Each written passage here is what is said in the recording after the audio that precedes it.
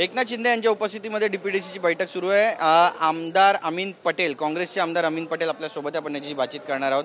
तुम्ही बुरख्याचा मुद्दा त्या ठिकाणी उपस्थित केला आणि नितेश राणे यांनी ज्या पद्धतीचं विधान केलेलं आहे आणि विशेष करून 10वी-12वीच्या विद्यार्थिनींना बुरखा घालून परीक्षेमध्ये प्रवेश देता कामा नये असं पत्र त्यांनी शिक्षण मंत्र्यांना लिहिलं आहे। तुम्ही तुमची भूमिका मांडली आहे डीपीडीसीत। नाही, हे एकदम खरं आहे की मी मुद्दा मांडलेला आहोत आणि नितेश राणेने असं व्यक्तित्व केलं चुकीच्या त्यांच्या पत्र आहेत आणि दादा भुसेने इमिजिएटली ते शिक्षण मंत्री आहे त्यांना क्लॅरिफिकेशन द्यायला पाहिजे की असं काही पत्राचं आम्ही काही गांभीर्य घेणार नाहीत आणि हे मानसिकता थांबली पाहिजे। सरकारने आपल्या मंत्रीवर कंट्रोल ठेवला पाहिजे। असं कसं चालणार? ते 10ची मुली 12ची मुली त्यांच्या परीक्षा आहेत, त्यांच्या फ्युचरचा सवाल आहे, त्यांच्या मेंटली त्यांना टॉर्चर करायच्या, मेंटली त्यांना परेशान करायचं हे चुकीचे आहे आणि ह्याच्यावर मुख्यमंत्रीने उपमुख्यमंत्रीने इमिजिएटली त्यांचा निषेध केला पाहिजे आणि क्लॅरिफिकेशन दिला पाहिजे। तुम्ही भेंडी बाजारचे आमदार आहात, ग्राउंड रियालिटी काय आहे? भेंडी बाजार असो की बँड्रा असो की बोरिवली असो, हे चुकीचे आहे, ते चुकीचे आहेत। कोणी मंत्री असं पब्लिसिटी घ्यायला असं सांगायचं खरं नाही, ते खोटं आहेत आणि सरकारने आपला मंत्रीवर कंट्रोल ठेवलं पाहिजे। सरकारचे नेते, सरकारमधील मंत्री सुद्धा याचं समर्थन करताना पाहायला मिळतात, कसं पाहताय? नाही, कोणाचं समर्थन कोणी समर्थन करू शकणार नाही, समर्थन होऊ शकत नाही। याच्यावर कोणी काय घालायचं ह्याच्यात त्यांच्यावर आहेत ना, ह्याच्यामध्ये काय मला नाही वाटतं की ह्याच्यामध्ये काय चुकीचे आहेत।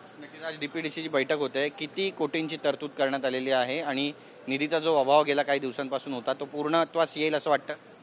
आम्ही हा सगळे सांगितलं आहेत की जवळजवळ जे कलेक्टरने ते दिलेलं आहे तो 690 कोटीचा प्रस्ताव दिलेला आहेत, पण कमीत कमी एक 750 कोटी मुंबई शहरासाठी पाहिजे।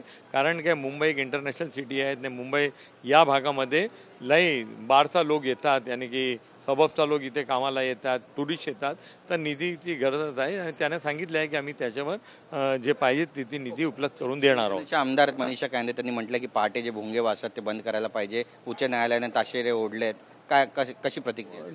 ते असं आहेत की सगळं कंट्रोलमध्ये आहेत असं कोण सांगतात, पण हायकोर्टचा आता आदेश आहे त्याच्यावर पालन होत आहेत आणि जे डेसिमल आहे ते त्यांच्या जे डेसिमल आहे ते कंट्रोलमध्ये आहेत सगळं। एक शेवटचा प्रश्न, राज ठाकरेंनी प्रश्न उपस्थित केलेला आहे की आमची मतं गेली कुठे, ते सुद्धा कुठेतरी ईव्हीएम वरती संशय व्यक्त करताना दिसतात। आता ईव्हीएमवर तो आम्ही सांगतच आहोत, आमचा तो नेहमी आम्ही सांगतो की ईव्हीएमवर एक ईव्हीएम बंद करायला पाहिजे, बॅलेट आणायला पाहिजे। आता ते पण सांगतात की बॅलेटवर तो सरकारने निर्णय करून ते येणारा मुंबई महानगरपालिकेचा चुनाव आहे ते बॅलेटवर करायला पाहिजे।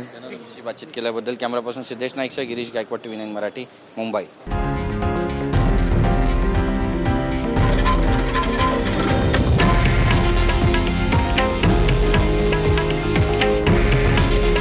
हे आहे देशातील नंबर 1 न्यूज नेटवर्क आणि आपण पाहत आहात TV9 मराठी। काळजी तुमची, हित महाराष्ट्राचं।